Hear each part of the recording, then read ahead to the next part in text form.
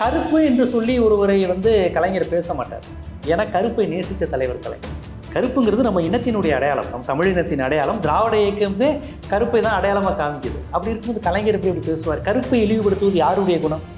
ஆரியர்களின் குணம். பெண்களை படிக்க வைக்கிறாங்களே, அருந்ததிய மக்களுக்கு 3 விழுக்காடு கொடுத்து அவங்களையும் படிக்க வைக்கிறாங்களே, கல்வி சுகாதாரத்தில் தமிழ்நாட்டை முன்னாடி கொண்டு போயிட்டாங்களே, இதையெல்லாம் பார்த்து வயிறறிகின்ற கூற்றம், ஐயோ ஸ்டாலின் ஏழைகளுக்கு இது தராரு, நலத்திட்டங்கள் செய்கிறாரு, இப்படி எல்லாத்தையும் தராருங்கிற வயிற்றெரிச்சலை வெளிப்படையாக சொல்ல முடியாமல் அவருக்கு கை நடுங்குது, கால் நடுங்குது. அவ்வளோதானா ஸ்டாலின்னு? இந்த பிரச்சாரத்தை நான் 20 வருஷமாக கேட்டிருக்கேன். அடி, உத, சிறை, போராட்டம், எத்தனை முடக்குது, கட்சி எப்படி முடக்கிறது, வாழ்க்கையே முடங்கி போகிற அளவுக்கு போராட்டங்களை கண்டது இந்த திராவிட இயக்கம். உண்மையான கோபம் என்ன? கலைஞர் வந்தால் டெல்லி எதிர்ப்பார், கலைஞர் வந்தால் மாநில சுயாட்சி கேட்பார். ஐயோ கலைஞரா 69ல் ராஜா மன்னார் கமிட்டி கேட்டார். இன்றைக்கி மம்தா சொல்கிறாங்க ஸ்டாலின்கிட்ட, நீங்கள் கலைஞர் 69ல் ராஜா மன்னார் கமிட்டியில் மாநில சுயாட்சி குறித்து பேசியிருக்காரா? மம்தா மிரள்றாங்க. உங்களை பாப்பா மிதிச்சுக்கிட்டு இருக்கிறான், அதை நீங்கள் உணரவே மாட்டீங்க. உங்களுக்கு கீழே எத்தனை ஜாதி இருக்குங்கிறத பார்த்து மிதித்து சந்தோஷப்படுவீங்க. அதுதான் மனு தர்மத்தினுடைய வெற்றி. டாக்டிக்ஸாக மனு தர்மம் பண்ணுறது அதான். விஜயும் சீமானும் சேர்ந்தா, சீமானுடைய அரசியல் விஜய்க்கு தெரியுமா? விஜய் அப்படிலாம் அரசியல் பேசுவாரா? அது தெரியாது. பாட்டாளி மக்கள் கட்சியோடு இவங்க அப்படி சேர்ந்தாங்கன்னா, பாட்டாளி மக்கள் கட்சி ஒரு 1 இயர் ஃபோர்ஸ் எலிமெண்ட்டு. ஏற்கனவே அங்கே இருக்கக்கூடிய தலித் மக்கள்லாம் பாமகக்கு வாக்களிப்பாங்களா? ஆனால் விஜய் ரசிகர்கள் நிறைய பேர் தலித்துகள் இருக்கிறாங்க. கெமிஸ்ட்ரி ஒர்க் ஆகாமல் அதான் ஒரு எந்த கருத்தியலும் இல்லாமல் எதிரிகளினுடைய பிம்பத்தை சிதைவு செய்வேன். உங்களை பற்றி ஒரு கருத்து வச்சிங்கன்னா அதுக்கு நான் பதில் சொல்ல மாட்டேன். உங்கள் பிம்பத்தை சிதைச்சு, உங்கள் பர்சனாலிட்டியை சிதைச்சு விடுவேன். அதுதான் அண்ணாமலை பாணி அரசியல். அதை பிஜேபி விரும்புது.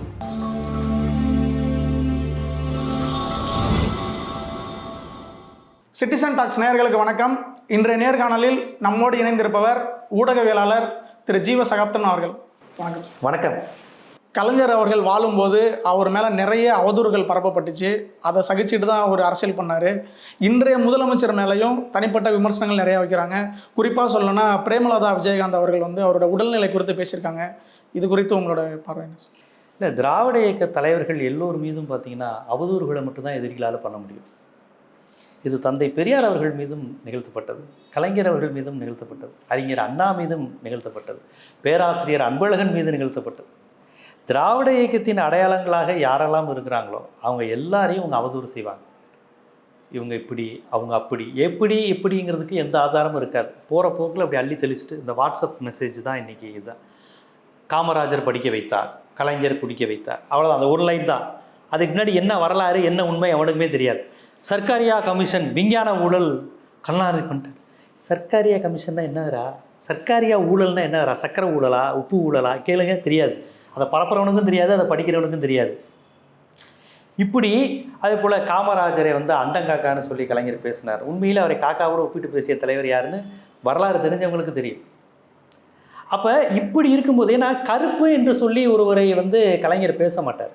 ஏன்னா கருப்பை நேசித்த தலைவர் கலைஞர். கருப்புங்கிறது நம்ம இனத்தினுடைய அடையாளம், நம் தமிழ் இனத்தின் அடையாளம். திராவிட இயக்கம் கருப்பை தான் அடையாளமாக காமிக்குது. அப்படி இருக்கும்போது கலைஞர் எப்படி பேசுவார்? கருப்பை இழிவுபடுத்துவது யாருடைய குணம்? ஆரியர்களின் குணம். தமிழர்களினுடைய இனப்பகைவர்கள் தான் கருப்பை இழிவாக பார்ப்பான். கருப்பு வாகனம், எருவு மாட்டு மேலே வருவான்.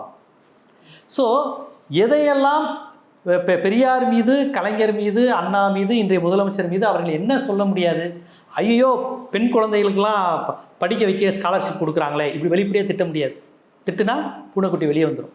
பொம்பளை பிள்ளைகள் அப்படியும் குருமூர்த்தி சொல்லி பார்த்தாரு. ஓசி பஸ்ஸில் பொம்பளை பிள்ளைய போகுது, ஐயோ நாடு கிட்டுருச்சு, பொம்பளையாளுக்கு எல்லாம் ஃப்ரீயாக கிடைக்குது சொன்னாரா இல்லையா குருமூர்த்தி? அப்போ இப்படி வயிற்றுச்சல் பிடிச்சவர்கள் பெண்களை படிக்க வைக்கிறாங்களே, அருந்ததிய மக்களுக்கு 3 விழுக்காடு கொடுத்து அவங்களையும் படிக்க வைக்கிறாங்களே, ரேஷன் கடையை மானியம், இது மாதிரி விஷயங்களில் தமிழ்நாட்டில் எல்லோருக்கும் வறுமை இல்லாமல் இருக்கே, கல்வி சுகாதாரத்தில் தமிழ்நாட்டை முன்னாடி கொண்டு போயிட்டாங்களே. இது நீதி கட்சி காலத்திலேருந்து இப்போ வருகின்ற இந்த திராவிட இயக்கத்தினுடைய வெளிப்பாடாக இன்று வரையும் அடித்தட்டு மக்கள், சாமானிய மக்கள், அவங்களுக்கான சமூக நலத்திட்டங்கள் சேர்றது. இதையெல்லாம் பார்த்து வயிறறிகின்ற கூற்றம், ஐயோ ஸ்டாலின் ஏழைகளுக்கு இது தர்றாரு, நலத்திட்டங்கள் செய்கிறாரு, இடஒதுக்கீடை இது பண்ணுறாரு, பெண்கள் மேற்படிப்பு படிக்கவும் பணம் தர்றாரு, உயர்கல்வியை படிக்க பிஎஸ்டி ஆய்வு படிப்புக்கு பணம் தர்றாரு, இப்படி எல்லாத்தையும் தராருங்கிற வயிற்றெரிச்சலை வெளிப்படையாக சொல்ல முடியாமல் அவருக்கு கை நடுங்குது, கால் நடுங்குது. அவ்வளோதானா ஸ்டாலின்னு? இந்த பிரச்சாரத்தை நான் 20 வருஷமாக கேட்டிருக்கேன். அவ்வளோதான் ஸ்டாலின், அவ்வளோதான். இதோட அரசியல் பலன் என்ன? அவங்களுக்கு இப்படியான அரசியல் பலன்னா மக்களிடம் உண்மையான செய்தியிலிருந்து மடைமாற்றுவது. ஆரோக்கியமான கருத்துக்கள் மடைமாற்றுவது. இதை வலதுசாரி பத்திரிகைகள் தொடர்ந்து பண்ணும். கலைஞர் அவர்கள் 2009 எல்லா பத்திரிகைகளும் அப்படியே அதுவரையும் ஈழத்திற்கு எதிராக இருந்த, தமிழர் அரசியலுக்கு எதிராக இருந்த எல்லா பத்திரிகைகளும் ஈழத்துக்கு ஆதரவாக மாறினாங்க. திமுக காங்கிரஸ் ஈழத்துக்கு துரோகம் செஞ்சுட்டாங்கன்னு சொல்லும்போது அவ்வளோ மோசமாக எழுதினாங்க.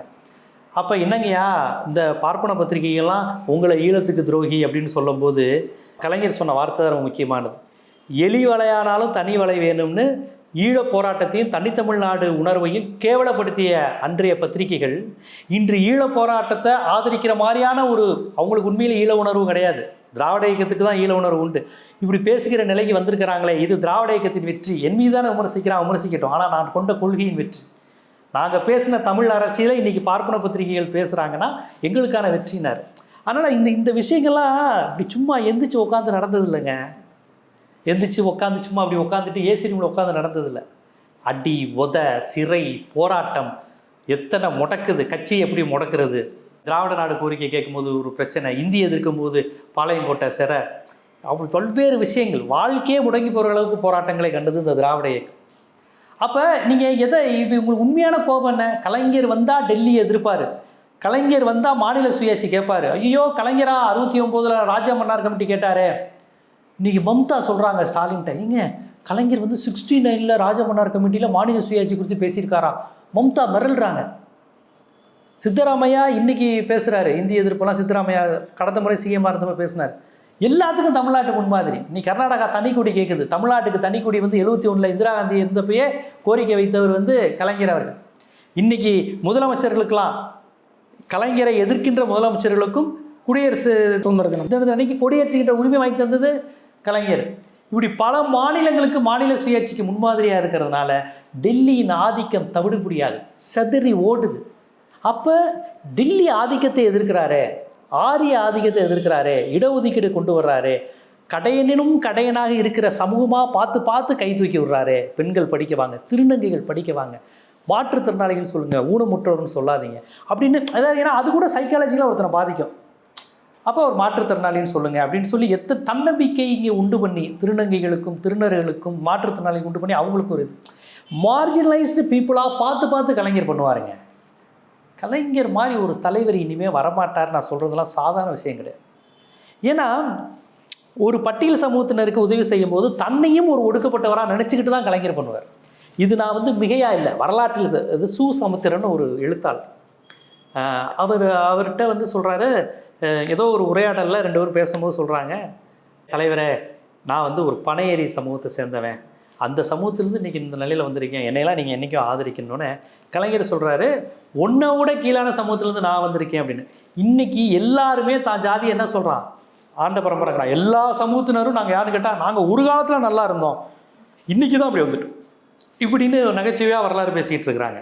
ஆனால் கலைஞர் அவர்கள் எப்போதும் தன்னை நான் அந்த பரம்பரை இந்த பரம்பரைலாம் சொன்னது கிடையாது. சோழர்களா, சேரர், பாண்டியர், சேதுபதி வரலாறுலாம் எழுதியிருக்கிறார். ஆனால் ஒருபோதும் இந்த மீசையை தூக்கி விட்டு இந்த இளைஞர்களை தூண்டி விடக்கூடிய வேலையை செஞ்சது கிடையாது. அவர் எப்பயும் தன்னை மக்களுடன் மக்களாக நினைப்பார். மக்கள்லேயே ஒரு மாற்றுத்திறனாளி இருந்தால் ஒரு மாற்றுத்திறனாளியினுடைய தேவை என்ன, ஏன்னா நானும் ஒரு மாற்றுத்திறனாளி தான் அப்படிங்குவார். நானும் ஒரு மாற்றத்தை தெரியும், எனக்கு அந்த மூட்டு வலினா கால் பிரச்சனைனா என்னன்னு தெரியும் அப்படின்ட்டு ஒரு பயனாளிக்கு வழங்கும்போது ஒரு பண்ணையார் துணியில் நான் உனக்கு கொடுக்குறேன், இந்தா நான் பொண்ணுச்சாமியே கல்யாணத்தை ஜாம் நடத்து, பண்ணையார் விட்டு கல்யாணம் சும்மாவா, நான் இருக்கேன் அப்படிங்கிற அந்த பண்ணையார் துணி இருக்காது கலைஞர்கிட்ட. இவர் இறங்கி வருவார். நீங்கள் அவருடைய நலத்திட்டங்கள் வழங்கும் போது கலைஞர் அவருடைய உரைகளை பாருங்களேன். அந்த மாற்றுத்திறனாளிகளோடு தன்னை இணைத்துக் கொள்வார், ஒடுக்கப்பட்ட மக்களோடும் தன்னை இணைத்துக் கொள்வார். பிற்படுத்தப்பட்ட எந்த சாதியால் ஒடுக்குண்டியா, நானும் சாதியால் ஒடுக்கப்பட்டவையா, எனக்கு அந்த வழி தெரியுயா. இப்போ இங்கேருந்து தான் ஒரு கேள்வி விமர்சனம் வைக்கிறாங்க. இப்போ சமீபத்தில் பட்டியலினத்திற்கான உள் இடஒதுக்கீடு செல்லும்னு சொல்லி நீதிமன்றம் தீர்ப்பு கொடுத்தாங்க. இதில் இந்த கிரெடிட்டை கலைஞர் தான் இதுக்கு காரணம்னு சொல்லி ஒரு சாரர் சொல்கிறாங்க, கலைஞர் இதுக்கு காரணம் இல்லைன்னு சொல்லி ஒரு சிலர் சொல்கிறாங்க. இதோட வரலாறு என்ன? என்ன இது வரலாறு? இந்த வரலாறுங்கிறது ஏதோ 1000 வருஷத்துக்கு முன்னாடி நடந்த வரலாறு மாதிரி சொல்கிறாங்க. 2009 கொடுத்தது தானே. அருந்ததிய மக்கள் பட்டியல் சமூகத்திலேயே தேவேந்திர குல வேளாளர்கள், ஆதி திராவிடர்கள், அருந்ததியர்கள் போட்டி போடும்போது தேவேந்திர குல வேளாளர்கள் ஆதி திராவிடர்களுடன் போட்டி போடுகிற நிலையில் அருந்ததியர்கள் இல்லை. 3 பேருமே ஷெட்யூல் கேஸ்ட்டில் இருக்கிறாங்க, பட்டியல் சமூகத்தில் இருக்கிறாங்க. அந்த ஒடுக்கப்பட்ட மக்களில் நாங்கள் ரொம்ப ஒடுக்கப்பட்டவங்களாக இருக்கோம்.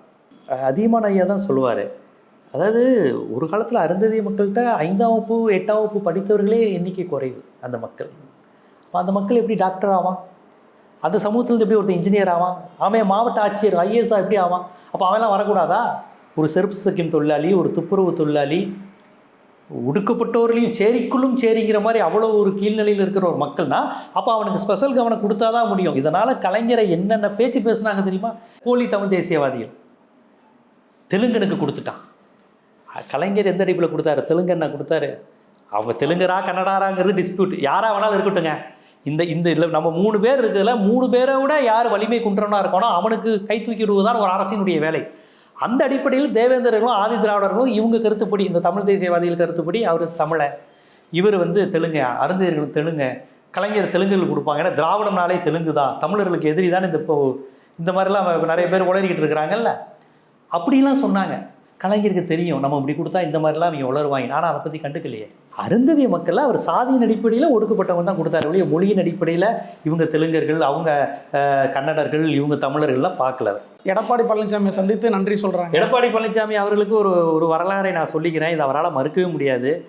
3% வாங்கக்கூடாது, இவங்களுக்கு 6% நான் எங்கள் அம்மா ஆட்சிக்கு வந்தோன்னு தருவோன்னு சொன்னவங்க அந்த அதிமுக தான். இந்த 3% எல்லாம் வாங்காதீங்க, நாங்கள் ஒரேடியாக 6% வாங்கி தரோன்னு சொன்னவங்க அவங்க தான்.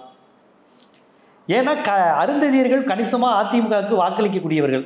கலைஞர் கொடுத்த உடனே அவங்களுக்கு பயம் வந்துருச்சு. ஆகா, நம்மளுடைய ஓட் பேங்கில் கலைஞரை கை வைக்கிறாரோன்னு பயந்துக்கிட்டு இந்த மாதிரிலாம் அவங்க சொன்னாங்க.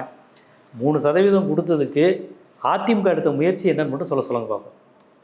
ஆதித்தமிழர் பேரவை அதிகமாக இருக்கிறார், அவர்கிட்ட கேட்டிங்கன்னா கலைஞர் என்னென்ன செஞ்சாருன்னு தெரியும். விடுதலை சிறுத்தைகள் தலைவர் திருமாவளவன் அவர்கள் கலைஞருக்கு அம்பேத்கர் விருது கொடுத்தாரு. எதுக்காக கொடுத்தாரு? அருந்ததியர்களுக்கான உள்ளீடு ஒதுக்கீடு கொடுத்ததுனால தான் அவர் கொடுத்தார்.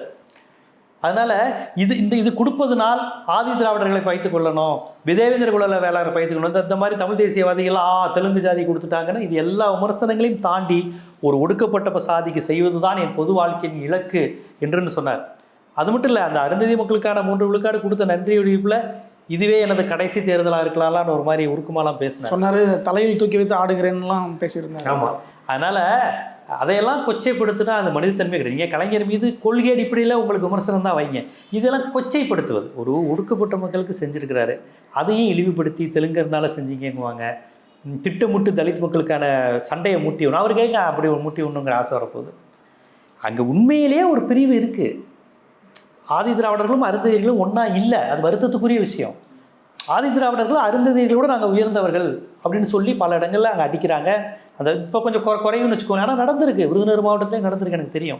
நான் இந்த மாதிரி பிரச்சனைகளாக வரும்போது ரொம்ப மனவேதனையாக இருக்கும். ஏன்னா ஒடுக்கப்பட்ட மக்களே தங்களை இன்னொரு ஒடுக்கப்பட்ட மக்களோட உட்காந்துட்டு நீ தெலுங்கு, நான் தமிழன், நான் உன்னோட வசதி அப்படி சொல்வதெல்லாம், அப்போ உன்னை விட இடைநிலை சாதியாக இருக்கிறவன் உன்னை அடிக்கும்போது அப்புறம் அவன் அதை தானே சொல்கிறான் நீ எனக்கு கீழேன்னு. இதுதான் மனு தர்ம புத்தி. இதை வச்சு தான் ஆண்டாண்டு காலமாக பார்ப்பனியம்ங்கிறது நிலைத்து நிற்கிது. உங்களை பாப்பா மிதிச்சுக்கிட்டு இருக்கிறான், அதை நீங்கள் உணரவே மாட்டீங்க. உங்களுக்கு கீழே எத்தனை ஜாதி இருக்குங்கிறத பார்த்து மிதித்து சந்தோஷப்படுவீங்க. அதுதான் மனு தர்மத்தினுடைய வெற்றி. டாக்டிக்ஸாக மனு தர்மம் பண்ணுறது அதுதான். எனக்கு கீழே இத்தனை ஜாதி இருக்குது, நான் தூக்கி போட்டு மிதிப்பேன்.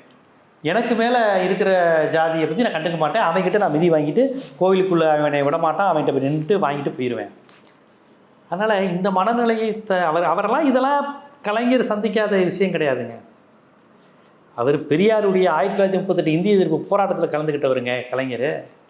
இவங்க என்ன நினச்சிக்கிட்டு இருக்காங்க? 1938 இந்திய எதிர்ப்பு போராட்டத்தில் கலந்து கொண்டவர். பெரியார் வராதுக்காண்டி ஸ்கூலில் கட்டடிச்சுட்டு எக்ஸாமை விட்டுட்டு போய் பார்த்தவர். அவர் பக்கத்து ஊருக்கு எதுக்கோ வராருனோடனே எக்ஸாமை விட்டுட்டு போய் பெரியாரை பார்த்தவர். அதனால் கலைஞர்லாம் பெரியார் முழுசாக இறங்கின ஒரு ஆளுமை தமிழ்நாட்டில், புரியுதுங்களா? அதுவும் அண்ணாவினுடைய கிடைத்த சொற்பமான ஆயுட்காலங்கிறதுலாம் சேர்த்து இவர் கிடச்சிருச்சு. அண்ணா ஒரு அற்புதமான தலைவர். 60 வயசுலேயே புற்றுநோய்க்கு நம்ம அவரை கொடுத்துட்டோம். ஆனால் கலைஞருக்கு அப்படி இல்லை, 93 வயதையும் கிடச்சி. பெரியாருக்கு அப்படி இல்லை, 93 வயதையும் கிடச்சிது. அதனால் கலைஞர் பெரியார் நினைத்ததை செய்யக்கூடிய அனைத்து வாய்ப்பும் கிடைச்சிச்சு. அதை செய்யக்கூடிய ஆளுமையும் அந்த சமூக உணர்வும் உடைய ஒரு தலைவராக கலைஞர் மட்டுமே தமிழ்நாட்டில் இருக்கார். இன்றைக்கி அப்படிப்பட்ட கலைஞரோட பிம்பத்தை தான் தகர்க்கணும்னு ஒரு வேலை செய்கிறாங்க. அது எப்பவுமே இருக்குங்க. கலைஞர் 69 அண்ணா இறந்ததுக்கப்புறம் இவர் தான் முதலமைச்சர் சொன்ன உடனே இந்திரா காந்தி சொன்ன ஒரே பதில், கலைஞரா ஆபத்தான ஆளாச்சே, கருணாநிதி டேஞ்சரஸ் ஆச்சே. புரியுதுங்களா? இந்திரா காந்தி சொன்ன வார்த்தை. நெடுஞ்செழியனை பார்த்து பயப்படல இந்திரா காந்தி. இந்த கலைஞர்னா அவர் வந்து முதலமைச்சர் ஆவதற்கு முன்பே அண்ணாவின் தம்பியாக இருக்கும்போதே வயதில் குறைந்தவராக, யார், பேராசிரியர் அன்பழகனை விட, நாவலர் நெடுஞ்செழியனை விட திமுகவில் வயதில் குறைந்தவராக இருக்கும்போதே கலைஞர் டெல்லியை அந்த பாடுபடுத்தி இருக்கிறார். கலைஞரோட பேனா சாதாரண விஷயம் கிடையாது. முதலமைச்சராகல, பொதுப்பணித்துறை அமைச்சராக இருக்கும்போதே மிரட்டி இருக்காரு. வெறும் சட்டமன்ற உறுப்பினராக இருக்கும்போதே மிரட்டி இருக்கிறாரு. புரியுதுங்களா? எல்லாரும் தோத்து போன தேர்தலில் கலைஞர் ஜெயிச்சாருங்க. 57 அறிஞர் அண்ணா உட்பட எல்லாரும் இந்த தேர்தல் ஜெயிச்சிட்டாங்க. 50 சீட்டு ஜெயிச்சாங்க. அதாவது கடந்த 15 சீட்டு 57 ஜெயிச்சாங்க. யார்? அண்ணா, கலைஞர் எல்லாருமே. அந்த 15 பேரும் இப்போ கலைஞரை தவிர மீதி 14 பேர் தோத்துட்டாங்க. கலைஞர் திருப்பி ஜெயிச்சார். அது மட்டும் இல்லை, 1957 உதயசூரியன் சின்னம் எல்லாருக்கும் கிடைக்கல. பாதி பேருக்கு சேவல் சின்னம் தான். நாவலருக்கும் அறிஞர் அண்ணாவுக்கும் சேவல் சின்னம் தான். கலைஞருக்கு மட்டும்தான் உதயசூரியன் சின்னம் கிடச்சிச்சு. 1957 உதயசூரியனில் போட்டியிட்ட ஒரே தலைவர் கலைஞர் தான். நாவலருக்கு கூட அந்த வாய்ப்பு அமையலை, அறிஞர் அண்ணாவுக்கு கூட அந்த வாய்ப்பு அமையலை. அதெல்லாம் கலைஞரெல்லாம் நீங்கள் தோண்டிங்கன்னா எவ்வளவோ சுவாரஸ்யங்கள் வரும், ஆச்சரியங்கள் வரும். இப்படி ஒரு மனிதனான இன்னொரு விஷயம் இந்த இடத்துல நான் பதிவு செஞ்சேன், போகிறோம் அது மறந்துடும். அவர் கிட்டத்தட்ட 1953 ஒரு மிகப்பெரிய விபத்தில் அவருக்கு ஒரு கண்ணு தெரியாது. பலருக்கு அவருக்கு அந்த விஷயம் தெரியாது. அவர் ஒரு மாற்றுத்திறனாளி தான். அவர் ஒரு ஃபிசிக்கலி ஹேண்டிகேப்டு தான். ஆனால் கலைஞர் அப்படி யாரும் சொல்லிட முடியாது. காரணம் என்ன? அவருடைய ஆளுமை, எழுத்து, பேச்சு. 1959 ஒரு கண்ணு போச்சுங்க. ஒரு கண்ணோடு தாங்க 1953 இதெல்லாம் மும்முனை போராட்டத்திலேருந்து எல்லாமே. 53க்கு அப்புறம் அவர் கலந்து கொண்ட இந்திய எதிர்ப்பு போராட்டம், மும்முனை போராட்டம் எல்லாமே வந்து ஒரு கண்ணோட தான் போராடியிருக்காரு. 57 முதல் சட்டமன்ற தேர்தலில் நிற்கும் போது ஒரு கண்ணு. 62 அண்ணாவே தோற்று போன தேர்தலில் இவர் வெற்றி பெற்ற போது இவருக்கு ஒரு கண்ணு. 65 திருநெல்வேலியில் இவர் இந்த பிரச்சனைக்காக பாளையங்கோட்டை சிறையில் இருக்கிறார் இந்திய எதிர்ப்பு போராட்டத்துக்காண்டி. அறிஞர் அண்ணா சொன்னார், கலைஞர் தம்பி இருக்கின்ற பாளையங்கோட்டை சிறை வந்து எனக்கு தவச்சாலை, நான் தவம் இருக்கும் சாலை. பாளையங்கோட்டை சிறை என்பது நான் தவம் இருக்கும் சாலை. ஏன்? என் தம்பி கலைஞர் அங்கே இருக்கிறார். அப்போ தான் அந்த பாளையங்கோட்டை சிறைநிலை, பாம்புகள் பள்ளிகள் தான் அதெல்லாம் 65 இந்திய எதிர்ப்புன்னு நினைக்கிறேன். அப்போ தான் பாளையங்கோட்டையில் போட்டாங்க. இதெல்லாம் ஒரு கண்ணு. 71 திரு இந்திரா காந்தியோட கூட்டணி வச்சாகும்போது ஒரு கண்ணு. எமர்ஜென்சியால் ஆட்சியை இழக்கும்போது ஒரு கண்ணு. எமர்ஜென்சியால் அடி உதைகள் வாங்கும்போது ஒரு கண்ணு. எம்ஜிஆருடைய 10 ஆண்டு கால ஆட்சியை நின்று எதிர்த்து அன்றைய ஆட்சி எம்ஜிஆரோட ஆட்சி. ஆனால் தலைப்புச் செய்தி கலைஞர் தான். இந்தியாவின் தலைப்புச் செய்தியே கலைஞர் தான். ஆனால் எம்ஜிஆர் ஆட்சியில் தலைப்புச் செய்தி கலைஞர் தான். ரெகுலராக எம்ஜிஆர் என்ன சொல்லியிருக்காரோ இல்லையா, கலைஞர் என்ன சொல்லியிருக்காரு. இப்போ அப்படிப்பட்ட கலைஞர் அவர்களை தான் அன்னைக்கு சீமான் அவர்கள் சென்னையில் நடந்த ஒரு கூட்டத்தில் பேசுகிறாரு, ஒரு பாடல் பாடி விமர்சிக்கிறாரு. அந்த பாடலில் கூட ஒரு நேர்மை இல்லைன்னு நான் பதிவு செய்கிறேன். அந்த பாடல் கலைஞரை பற்றி ஐயா நாவூர் கணிப்பா கள்ளக்குடி கொண்ட கருணாநிதி வாழ்க, அதை ஒரு கலைஞரை புகழ் பாடுவதற்காக எழுதிய ஒரு பாடல். கழக உடன்பிறப்புகள் அவங்க தொண்டர்கள் உற்சாகப்படுத்துறதுக்காக வர பாடல். அந்த பாடலை எடுத்து அதே டோனில், அப்போ உங்களால் புது டோன் உருவாக்க முடியல, அப்போ கூட கலைஞரை பாராட்டுவதற்காக உருவாக்கின ஒரு டோனை வச்சு நீங்கள் பாடிக்கிட்டு இருக்கீங்க. இதெல்லாம் எடுபடுமாங்க? ஏங்க, நேருவை பார்த்துட்டாருங்க, ராஜாஜியை பார்த்துட்டாருங்க, இந்திரா காந்தியை பார்த்துட்டாருங்க, ராஜீவ்காந்தியை பார்த்துட்டாருங்க, சரண் சிங்கை பார்த்துட்டாருங்க, மொராஜி தேசாயை பார்த்தாருங்க, ராஜீவ்காந்தியை பார்த்துட்டாருங்க. ஏன் எத்தனை பேரை பார்த்துட்டாரு? எத்தனை சனாதனவாதிகள், எத்தனை டெல்லி ஆதிக்கவாதிகள், எத்தனை இந்தி விரும்பிகள், எத்தனை சமஸ்கிருத பிரியர்கள், உங்கள் சத்தியமூர்த்தி ஐயர்லேருந்து எத்தனை பேரை பார்த்துட்டு வந்திருக்காரு. அவ்வளோ பேரை பார்த்துட்டு வந்து முடிஞ்சு இன்றைக்கி ஒரு மிகப்பெரிய ஒரு சரித்திரமாக இருக்கிறார். அவர் இறந்து போனதுக்கப்புறம் தான் கலைஞரோட பெருமைலாம் பலருக்கு தெரிஞ்சு, இருக்கும்போது ரொம்ப திட்டோமே அப்படின்னு. அதனால் இப்போ அப்படி ஒரு தலைவருக்கு இருக்குமா? எழுத்தால், பேச்சால், இலக்கியத்தால், நிர்வாக திறமையால், பகுத்தறிவு திறத்தில், இப்படின்னு எல்லா தளத்துலையும் அவரை மாதிரி உண்டு மாதிரி இன்றைக்கி ஆச்சரியப்படுறான். இப்படி இத்தனை தளத்தை பார்த்தவர், இத்தனை எதிரிகளை பார்த்தவரை வந்து நீங்கள் இந்த ஒரு சிங்கிள் இந்த பாட்டு போட்டவுடனே அப்படி இளைஞர்கள் மாறிடுவாங்களா? இப்போ ஒரு விமர்சனம் வந்து வச்சுட்டு இருக்காங்க, எதிர்கட்சிகள்லாம் பிரிந்து இருக்காங்க, அவங்க எல்லாரும் ஒத்துமை இல்லாமல் இருக்காங்க, அதனால தான் திமுக தொடர்ந்து வெற்றி பெற்றுகிட்டே இருக்கு, அவங்கெல்லாம் ஒருங்கிணைந்து ஒன்றா வந்துட்டாங்கன்னா திமுகவோட வெற்றி பாதிக்கப்படும் சொல்கிறாங்க. இல்லை, இந்த வாதம் வந்து ஒரு நிரூபிக்கப்படாத வாதம். இப்படி இருந்தால், இஃப் அண்ட் பட்டுன்னு சொல்லுவாங்க ஆங்கிலத்தில், இஃப் அண்ட் பட். இது வந்து ஒரு நிரூபிக்கப்படாத வாதம். இப்படி இருந்தால் அப்படின்னு 2016 மக்கள் நல கூட்டணின்னு ஒன்று அமைச்சாங்க. அன்றைய ஜெயலலிதா அம்மையார் மீது அந்த மது கடைகள் மூடு போராட்டம், நிறைய அந்த வெள்ளப்பெருக்கெல்லாம் இங்கே வந்தப்போ திறந்து விட்டாங்க, நிறைய விமர்சனங்கள் வந்து வந்தது. அந்த கோபத்தையெல்லாம் அப்படியே திமுகவுக்கு ஆதரவான வாக்காக போக விடாமல் அப்படியே திசை திருப்பி மக்கள் நல கூட்டணி மீது வந்துருச்சு. ஆளும் கட்சியினுடைய அனைத்து தவறுகளையும் சொல்லிட்டு அது திமுகவுக்கு போகாமல் தனக்கு வைக்கிற மாதிரி அவங்களும் ஜெயிக்க மாட்டாங்க. அப்படி ஒரு கூட்டணி மக்கள் நல கூட்டணி. அப்போ மக்கள் நல கூட்டணி இல்லைன்னா திமுக வந்து எனக்கு மிகப்பெரிய வெற்றி. இப்போ விடுதலை சிறுத்தைகள் மட்டும் அந்த நேரத்தில் வந்திருந்தா கூட 2016 திமுக வாக்கு வித்தியாசம் வெற்றி பெற்றிருப்பாங்க. புரியுதுங்களா? அந்த அந்த அந்த ஓட் பேட்டர்னையே மாட்டி விட்டுருச்சு. ஏன்னு கேட்டிங்கன்னா அப்போ வந்து பார்த்தீங்கன்னா வட தமிழகத்தில் இதுவரை இல்லாத அளவுக்கு அதிமுக வெற்றி பெற்றுச்சு. வட தமிழகத்தில் எப்பயும் திமுக தான் வெற்றி பெறும். அந்த மக்கள் நல கூட்டணி ஒரு மாதிரி மக்கள் தமிழ்நாட்டுடைய ஓட் பேட்டனையே கிச்சு கிச்சுன்னு ஒரு கிச்சு காமிக்கிற மாதிரி கிச்சு கிச்சு. அவங்களுக்கும் ஒரு பலனும் இல்லை, ஒரு மாதிரி மக்களை குழப்பி விட்டுருச்சு. அப்போ மக்கள் நல கூட்டணி பாமக தனிச்சு நின்னது இதெல்லாம் வைத்து தான் ஜெயலலிதா அம்மையார் வெற்றி பெற்றாரு அப்படின்னு சொல்வதை இவங்க ஏற்றுக்கொள்வாங்களா? அப்போ இப்போ இவங்கெல்லாம் சேர்ந்தால் அதான் சொல்கிறேன், இஃப் அண்ட் பட்டுங்கிறதே சும்மா ஒரு ஆபத்தான விஷயம், கொளுத்தி போடுறது. நான் விஜய் வர்றாரு, விஜய் சீமானு சேர போகிறாங்களா? இருக்கலாம். அப்போ விஜய் வந்து இவர் பேசுகின்ற இந்த ஈழ அரசியல்லாம் பேசுவாரா? ஈழ அரசியல்லாம் விஜய்க்கு தெரியுமா? மக்கள் வந்து முட்டாள்னு நினைக்கக்கூடாது. விஜயும் சீமானும் சேர்ந்தா சீமானுடைய அரசியல் விஜய்க்கு தெரியுமா? விஜய் அப்படிலாம் அரசியல் பேசுவாரா? அது தெரியாது. அப்புறம் இவங்க 2 பேரும் பாமகவில் சேர போகிறாங்களா? பாட்டாளி மக்கள் கட்சியோடு இவங்க அப்படி சேர்ந்தாங்கன்னா பாட்டாளி மக்கள் கட்சி வந்து ஒரு 1 year ஃபோர்ஸ் எலிமெண்ட்டு. ஏற்கனவே அங்கே இருக்கக்கூடிய தலித் மக்கள்லாம் பாமகக்கு வாக்களிப்பாங்களா? ஆனால் விஜய் ரசிகர்கள் நிறைய பேர் தலித்துகள் இருக்கிறாங்க. கெமிஸ்ட்ரி ஒர்க் ஆகாம அதான் நான் யதார்த்தத்தில் கேட்குறேன். இல்லை, முரண்பாடு இருக்குது. ஆமாம், விஜய் ரசிகர்கள் வந்து தலித்து, பாமகவோட அவங்க ஒன்று சேர்றாங்கன்னு வச்சுக்கோங்க. அப்போ அவன் முழுக்கவே விஜய்க்கு ஓட்டு போட மாட்டான். அப்புறம் அந்த கூட்டணி எப்படி பொருந்தா கொடுத்த பாமக பாஜக கூட்டணி மாதிரி தான். பாமக பாஜக கூட்டணி நார்வேயில் இருந்து என்ன பிரயோஜனம்? நார்வேயில் பாமகன்னு ஒரு கட்சியே கிடையாது. பொன் ராதாகிருஷ்ணன் வெற்றிக்கு வந்து பாமக 1% கூட உதவுனது தேமுதிக. அதனால தான் பொன் ராதாகிருஷ்ணன் விஜயகாந்தை விரும்பினார். இதெல்லாம் நிறைய ஓட் பாலிடிக்ஸ் இருக்குங்க. இவங்க வந்து பொத்தாம்பதுவா இது சேரும்னா பாமகவுக்கு மதுரையில் என்ன ஓட் பேங்க் இருக்குது, பாஜகவுக்கு விக்ரவாண்டில் என்ன ஓட் பேங்க் இருக்குது. இவங்க பாமகவும் பாஜகவும் விஜயும் சீமானும் சேர்ந்து எந்த தொகுதியில் ஜெல்லாகும் அதை சொல்லுங்கள் நீங்கள் முதல்ல. இப்போ திமுகவும் காங்கிரஸ் இருந்துச்சுன்னா கடைமடை பகுதி முழுக்க திமுக காங்கிரஸ் எல்லாமே செல்வாக்கான தொகுதி, இடதுசாரிகளும் நாகப்பட்டினம் இதெல்லாம் செல்வாக்கான தொகுதி. நாகர்கோவிலில் திமுக பெரிய செல்வாக்குன்னு சொல்ல முடியாது, காங்கிரஸ் செல்வாக்கான தொகுதி பிஜேபி. இப்போ திமுகவும் காங்கிரஸ் செல்லும்போது திமுக தான் அங்கே வரும் கன்னியாகுமரியில். பிஜேபி திமுகவோடையோ அதிமுகவோடையோ சேர்ந்தாதான் ஜெயிக்கிறதுக்கான வாய்ப்பு இருக்குது. ஆனால் பிஜேபி அங்கே தனிப்பட்ட முறையிலேயே செல்வாக்கு நான் மறுக்கல. இப்போ திமுக கொங்கு மண்டலத்தில் காங்கிரஸ் கட்சி செல்வாக்காக இருக்குது, ராகுலுக்கு ஒரு செல்வாக்கு இருக்குது. அங்கே திமுக ப்ளஸ் காங்கிரஸ் சேரும்போது காங்கிரஸும் ஜெயிக்கும் திமுகவும் ஜெயிக்கும். புரியுதுங்களா? இப்போ இந்த கூட்டணி இப்படிப்பட்ட ஒரு கூட்டணியாக இருக்குது. நீங்கள் சொல்லக்கூடிய அன்புமணியும் சீமானும் விஜயும் சேரும்போது எந்த தொகுதியில் ஜெல்லாகும்னு கேட்குறேன் நான். விஜய்க்கு கணிசமான தலித் ஓட்டுகள் இருக்குது. தலித் இளைஞர்கள் நிறைய விஜயை ரசிக்கிறாங்க, ஆண்கள் பெண்கள். அன்புமணி ராமதாஸ் படத்தை போட்டுட்டு விஜய் வந்து அண்ணா உனக்கு நான் ஓட்டு போடுங்கண்ணா அப்படின்னா அவன் தலித் மக்கள் ஓட்டு போட்டுருவாங்களா? எங்கேயாவது இது பொருந்துதா? நீங்கள் பொத்தாம்பதுவாக விமர்சனம் வைக்கிறீங்க, நான் ஆதாரத்தோடு பதில் சொல்கிறேன். யார் இப்போ பாமக, சீமான், விஜய் இவங்க எல்லாமே திமுகவோட எதிர்ப்பு புள்ளியில் தான் ஒன்றா இணைகிறாங்க. அப்போ திமுகவை பிடிக்காதவங்க வாக்களிக்க வாய்ப்பு இருக்கான்னு கேட்குறேன். திமுகவை பிடிக்காதவங்க அப்படிங்கிற கான்செப்ட் இருக்குல்ல, அந்த ஓட்டை பற்றி திமுக கூட்டணிக்கு எந்த பயமும் கிடையாது எப்போவுமே. தமிழ்நாட்டில் உங்களுக்கு வந்து காமராஜருடைய ஸ்தாபன காங்கிரஸ், ராஜாஜியுடைய சுதந்திரா கட்சி, இந்த மாதிரி கட்சிகள் பலமாக இருந்த தொகுதியில் இருக்குது. சிவகங்கை, காரைக்குடி, தளி, கிருஷ்ணகிரி, குடியாத்தம், கோவை, இந்த மாதிரி பகுதிகள் இருக்குது பாருங்கள், நாகர்கோவில்.